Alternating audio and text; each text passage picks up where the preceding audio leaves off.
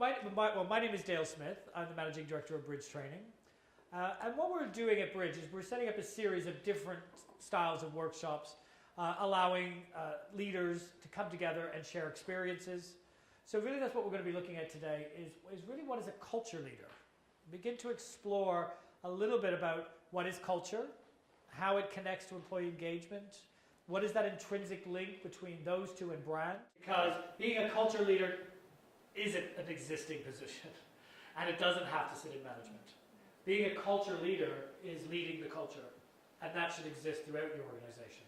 So some of the best culture leaders that I've met do not sit in a management title, and they sit on the shop floor because they sit closest to the culture. So, because culture is about understanding the voice of the organization, embracing the organization, bringing it to life. And often one of the questions we get asked is, what is your industry experience? If they are healthcare, they want to know how much healthcare experience we have. If they are retail, how much retail experience. Well, that's not that relevant sometimes when we're talking about culture. Because when we're looking at culture, cultures are alive in our organizations. Culture is a real life scenario. We've been living in cultures since we were born. Anybody here Girl Guide or Boy Scout growing up? A little eye roll going in there. Can you remember what your Girl Guide pledge was? Oh, did anybody? Serve the Queen and my country and to keep the brown guide law. Yeah, so that was your vision and your mission and purpose all in one. Yeah, but we've been living with culture all of our lives, so sometimes it's not having to, we need to step outside of our organizations and look how other people are embracing culture. Because culture is something that does exist in the human population, and we don't need to keep reinventing the wheel. We can replicate it by using other examples. Because often financial rewards come out 7, 8, 9 on a lot of employee surveys. They're quite low down. It's other things that build culture. You know, recognition, reward, in terms of building that unit, support, and things like that. So yeah, so you can come up with some good ideas, and we can talk to you about some of that as well. Because it's not about money when we're building great culture. Because if you build a culture that's supported by money, well then when is there enough money? You get money, you want more. Same thing as when you look at rewards and incentive programs. If you give the same incentive every Friday, it then becomes an expectation. It no longer is an incentive. And then you've trapped yourself in a corner as a leader because you can't take it away. Because it's now an expectation. So you've got to be quite fluid in your approach to rewarding recognition, especially if you're not financially sound to put a lot of money in it. You know, when you think about culture, culture is something that we want to be part of something. Does anybody want to be part of something blah? If it's delivered as blah, you know, it's an energy. Culture is surrounded by energy. It's something that is quite intangible in many ways. Because it's something that we create as leaders. It's something that we create things to make it, and drivers to make it go forward. But in many cases, it is intangible. And that's why a lot of senior leaders struggle with it. Because it isn't something that's always measurable. And so it gets kind of pushed off to the, dancing around in fairy costumes and being all whimsical and fun. Where culture is the DNA of our organization. It's the thing that is probably the most untangible, but the most important thing, I believe, in an organization. Yeah, because we're starting to talk a lot about well-being now in culture. It is kind of a little bit new view that many people are beginning to look at. You know, what is the healthy population, and how does that impact on the culture? People who are happy in the organisation are more productive. That's the key. Happy population is what we're looking for. Yeah. Happy work. Yeah. Happy people. Happy people. So what drives happy people in your organisation? You know, and that's the question that each one of us has to begin to go into our organisation. So what Bridge does is we're a bespoke consultancy. So we don't have off-the-shelf stuff. We have to go inside organizations to become part of them, to understand the DNA of the organization, to understand the culture and the feel, and then we will apply the right consultants to be part of that culture movement, because that's, to me, the way business should be running if we're going to be driving culture. It's about understanding that we have different cultures depending on who we are as an organization. Because brands are alive. They do not make sense to the human brain. They're not something logical about brand. Does anybody have a favorite brand outside of your own organization? Who is a brand that you love, that you would go to and shop at? John Lewis. Why? Just with the quality and the service that you get each time you go there. Yeah. And I agree with that. And very interestingly enough, they are always top of my list. And then we ordered some client gifts from them that never arrived. And the service was terrible. And I heard myself saying it, and Sean had to laugh in the office because she heard me saying it. I would have expected more from John Lewis. And I was really angry, not so much that if it was an untested supplier or somebody I'd never used before, I wouldn't have felt the way I did. But because it was John Lewis, how dare, and I was saying to this person, how dare you behave like this? You're John Lewis. And I was really coming down on this person because the service was terrible. And I would have never expected it from John Lewis. And that's just an isolated incident, because they are traditionally amazing. But that's how we feel about brands. We feel about brands because they're alive. Brands sit inside us because they're emotional. We feel about brands. We represent brands. And if you've ever heard yourself to one of your suppliers saying, I would have expected more from you, who is you? Who is this you you're yelling at? The call center agent? Or the greater you, the brand? And what you're yelling at is the greater you. The brand that sits out in the virtual. Poor people that sit in a call center environment just happen to be in the firing line because the greater you doesn't exist. The brand is virtual. So therefore we have this relationship with something that doesn't exist. It's just two sides of the same coin. Because the brand promise that goes out creates the customer promise. That's the relationship you have with a customer. That's the same relationship that we need to build internally. That's why we have values. Values exist in your brand because it's the thing that gives them life. You all have personal set of values? I would hope. Those are the things that were given to us throughout our life, but those are the things that guide us as we go forward. That's why values exist. They're not just because some marketing team or a bunch of leaders didn't have enough things to do that day, so they came up with 5 values. However, I think a lot of organizations still run that way. They do it as a tick-in-the-box exercise. Oh, we've got our 5 values. But it's about what do those values translate back into the personality, not just a bunch of words. Because innovation sits in a lot of people's values. We were talking about that this morning. But it sits in Apple, Topshop, Virgin, one of our clients that we're going to talk about later. But it sits in many people's. But innovation translates differently into the culture. Okay, so we want to really get inside what brand is, what values are, but then how that creates employee engagement, but then ultimately how we sustain that through culture. When I began looking at this concept of cultural leader, I kind of had to go back to where Bridge began. And this was one of the models that we've started with Bridge, but we adapted it a few times. But beginning to look very simplistically at what these values are within an organization. Because when we started Bridge in 2005, we were one of the first companies that really began talking about values, brand, the connection to employees, which now is quite commonplace. A lot of organizations now talk about it, embrace it. So I have to begin to question, what is the next move within our industry? So when I began to kind of look at, what is this next move going to be, it's down here is where we have our core values. But before we begin to take our next move, we've really got to begin to embrace what these core values are. It astounds me still to this day the number of people that I speak to who can't give me their 5 values in a senior position. And I can say I just don't think that's good enough. Because these are the things that if we are going to be leaders, we should just be able to rattle off of us. We should be able to know them like that. I had a meeting a couple of years ago with a healthcare provider. And as I was sitting in their lobby, beautiful, they had set their 5 posters in beautiful frames of what each value was. And they would have spent a lot of money actually putting these up on the wall. And every time I get to speak, you missed it this morning, I was speaking, people were running in and out for some reason, I don't know. But as I was walking then down the corridor, etched in glass was their 5 values. And I kept thinking, why am I having a meeting with these people? They must be sorted. They must have their culture sorted because they spent so much money on these values and the way in which they're translated. And I got in and I was meeting with several heads of departments, head of HR, head of training, and I asked them, got up and I said, well, let's just get up on a flip chart and talk for a minute. So let's talk about what are your 5 values, and nobody in the room could tell me what they were. And to me, that was just indicative of where a lot of organizations feel about values. Is we'll spend a lot of money putting them up on the wall. We'll spend a lot of money pushing them out.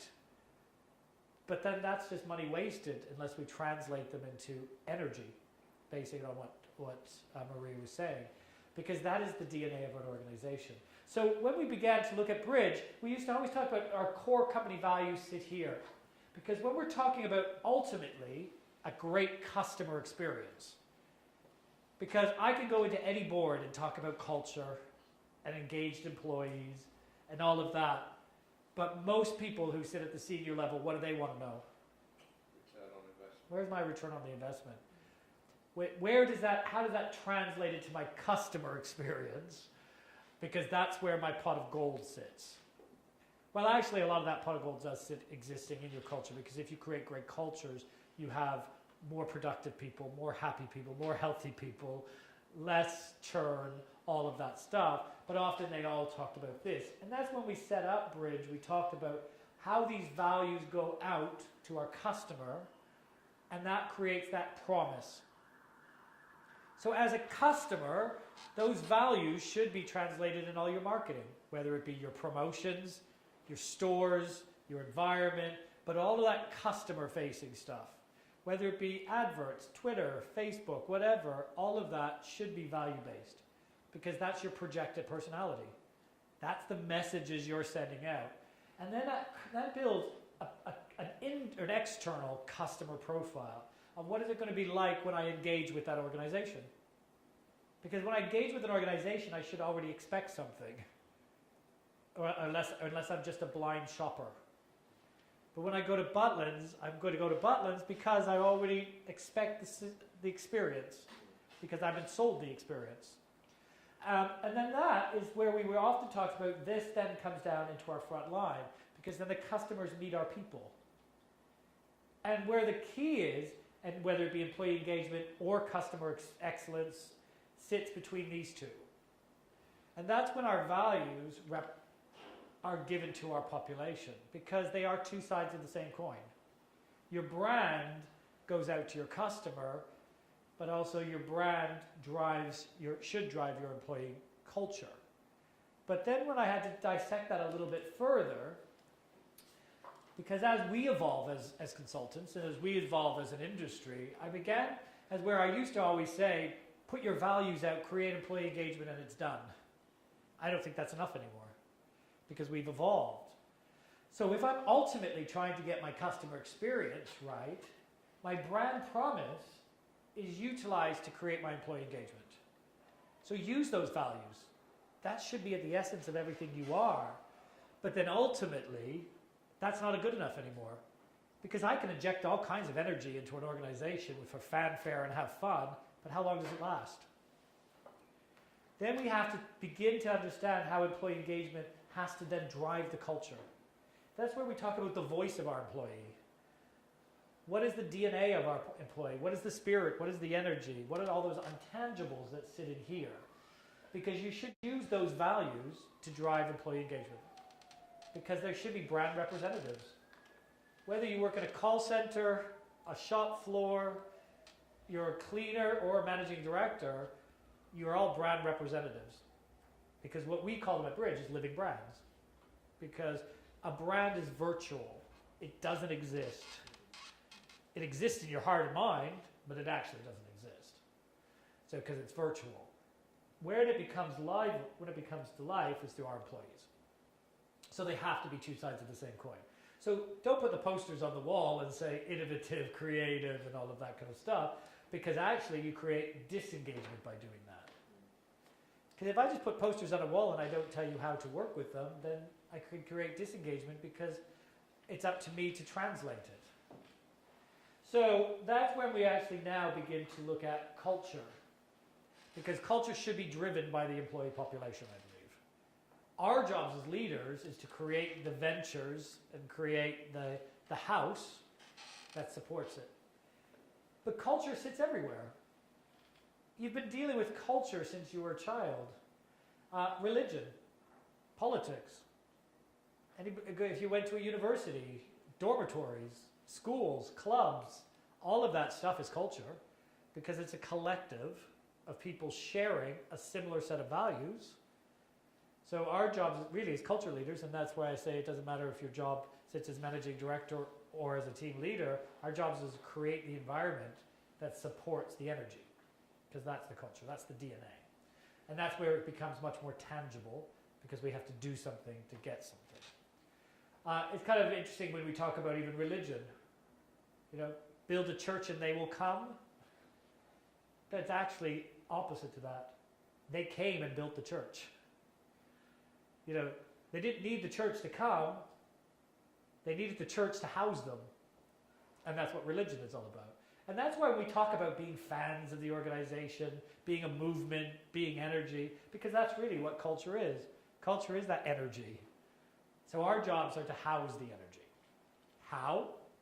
Well, then that's where we can become more creative as leaders, because it's about understanding that we need to replicate our brand values into our employees, excite them to be part of something, but then allow them to flourish with that excitement. Culture in our organization, it should be something we're proud of.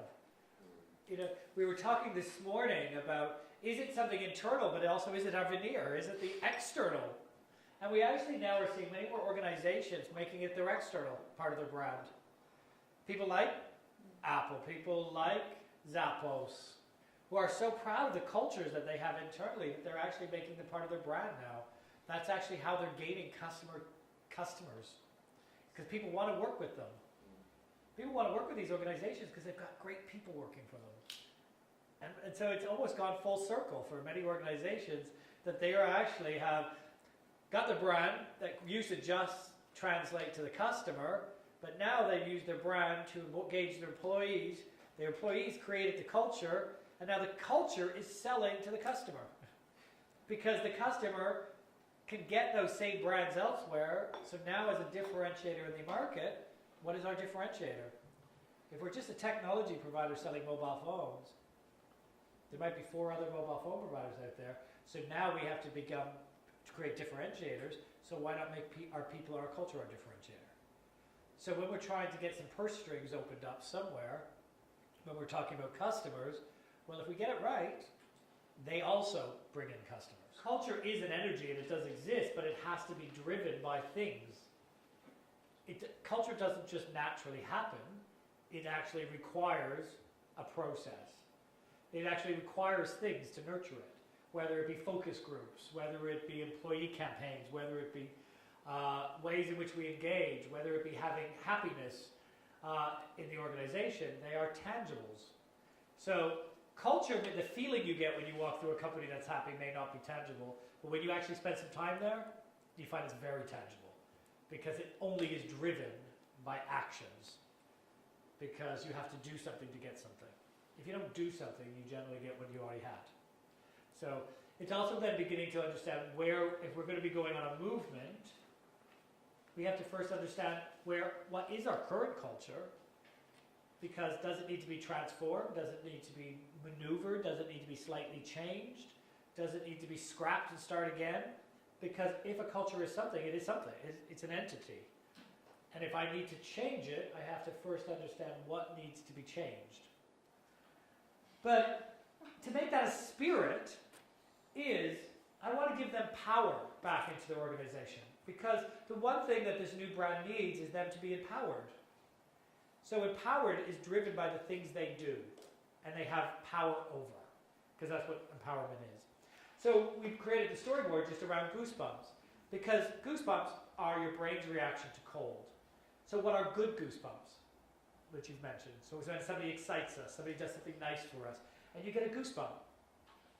Because what's happening is, when I do something nice for you, your body temperature increases. Because I made you feel good.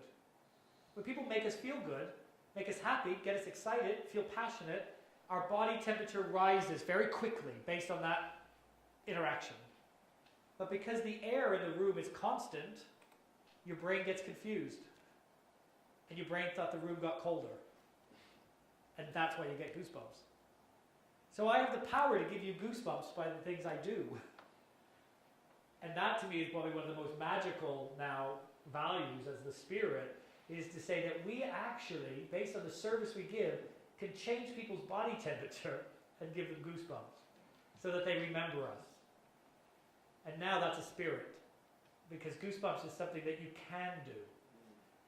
But it's just the natural body reaction, because the body thought instantly, if your temperature goes up, the room stays constant, your body went, ooh, it must be getting colder.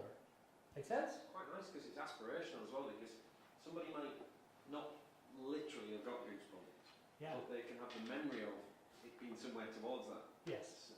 So it's quite aspirational, isn't it? And now, as a spirit, goosebumps is an amazing value to say, I have power to give people goosebumps. So what do you think they're now doing in the hotel? Trying to give people goosebumps. Yeah, yeah, there is that. Yeah, so now as an organization, they have Goosebump Awards, they're doing employee campaigns around Goosebumps, they're doing all kinds of things that they are driving in their culture, because they talk about Goosebumps now in their daily lives. That was a Goosebump moment. Because you all have power to give people goosebumps based on what you do. And to me, all of a sudden, that's empowering. Where before it was just a value, kind of a silly value, if I didn't get it.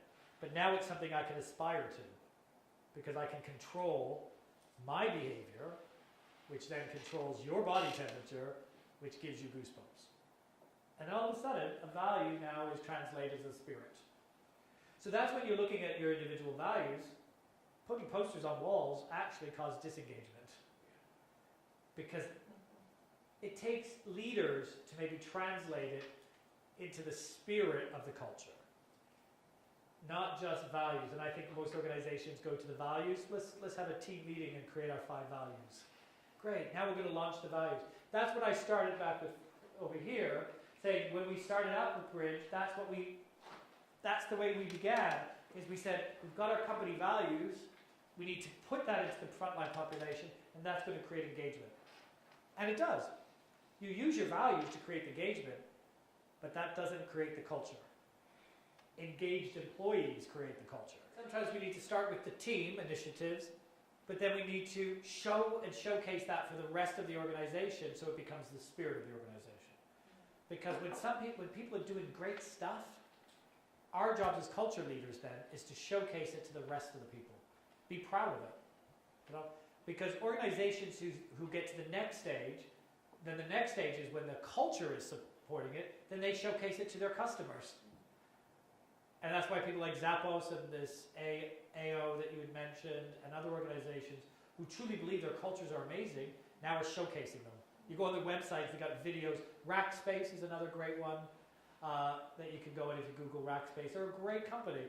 And they're very proud when you go on their website. A big section of their website is all about their people and the stuff that they do to build culture. I was fortunate. Has anybody ever been to the Rackspace offices? Yeah, great, isn't it? Yeah. Yeah. It's an amazing place.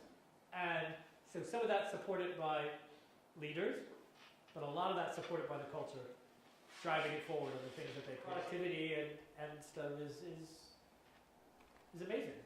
Because when we create a culture that wants to be there, wants to work, then we create a culture that's quite productive and supportive and caring and all those things. But going right back to my early consulting days, knowledge is power. It still exists. Knowledge is power. Just the knowledge is different. The people want to know what the company supports, what it's part of, what its purpose is, what its initiatives are, what its brand is. I think a lot of organizations and the people that I meet in the front line, they want to know. Somehow the leaders just forgot that they cared enough to know. And that's the this and that culture that exists. Most of the great websites, the first thing they tell you is what they believe, not what they do. Yeah. We here believe in. Yeah. Because people want to be part of a culture movement. We've been doing it since the beginning of man. We've been creating cultures and support networks throughout history. It's part of who we are as a species. So it's not like we have to reinvent the wheel. We just have to begin to understand that treat humans like humans. Begin to treat real people like real people, and they will begin to respond accordingly. Create environments that I want to be in. It's so interesting with nutrition and food label stuff, so like fat-free is a cultural movement, or halal meat. Yeah. I saw in Tesco's the other day. I first saw that in a local Indian shop. It's fascinating how people will literally buy that product, which is essentially identical to that one, But as because part of of, the cultural association. so we have beliefs, and that's really about how we translate all of that information that we already know back into the culture of our organization. And that's why it's not about reinventing the wheel, it's to treat real people like real people and embrace them and allow them to nurture. Our jobs as culture leaders are to create an environment that nurtures it. So in conclusion is begin to understand what our organizations need. And that's that autonomy. The one thing that I believe that organizations do want is to have a little more autonomy, a little more freedom to make some of these shop floor decisions. So whether we as leaders have to drive it or our people drive it. And those are the known knowns for me. I know that people want to take more control of their own autonomy. We as leaders have to begin to listen to them, create opportunities for them to use their voice better. And I don't think the traditional employee survey does it. Let's roll out the employee survey again this year. We're going to get our performer scores and this score and that score. We've got to find better ways to listen to our people and listen to our customers. And that is being more fluid in the way we communicate with each other. So that to me is a no-no. I believe that both leaders and our shop floor want a little more freedom to embrace and make the culture. Because if they have to be living it every day, they want to be part of its development. And following on with Maria, my known unknowns is greatness. And that's that mastery piece. People like to be masters of their own little area. That's where that innovation sits. And our jobs are to go out and find those heroes, storytellers, artists. And what we've done it was really great. Like when I was standing there and all those people were kind of at the bottom of the stairs, what happened there, just off the cuff, I was standing there with my mic, waiting for everybody to come back in, and I just happened to say, does anybody sing? Because I felt like a bit like a show person up there. And all of a sudden somebody said Frankie. And before a minute had passed, that entire population was yelling, Frankie, Frankie. And he came up the stairs and sang a song. And that is part of the storytelling that goes on about the launch. Oh, did you hear Frankie sing? And that to me is what makes cultures give goosebumps.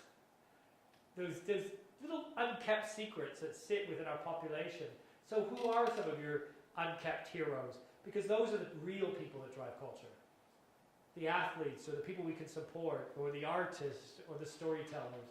Because when we go out into that population, we find out some of the masters, not masters of doing their job, but masters about culture, and who embrace life and live the values outside of the organization. Those people drive the culture in the organization, if we work with them. And then connection, sharing the knowns. So our jobs are to begin to create these houses, introduce brand-focused initiatives, not traditional training, but opportunities for people to discuss the values, live the values, focus groups, organizational groups, but things that we can drive and create that enable us to talk about brand and culture. Because if it's just posters on a wall, I guarantee you it's not working. Because we see it time and time again not working. And then the last one is communities. That's when we are now getting at that stage of the stage of culture where it's becoming self-supportive. People want to then create their own communities, want to be part of something. That's when we're doing things like happened in your contact center, where there might be an initiative out there, but we are taking it to the next level. We are doing it our way. So we need to start to create opportunities for our people to come together, showcase them. Whether that be supporting charity groups, doing things internally, but things that represent our culture, because culture isn't driven by the jobs we do. It's driven by the people we do it with, and the spirit in which we do it, and the reasons we do it. So that's the difference between creating a culture and just engaged employees. Engaged employees are great, but when you've got them engaged, then take it to the next level and make it sustainable, so that it actually is something that we create as part of who we are. Is that useful?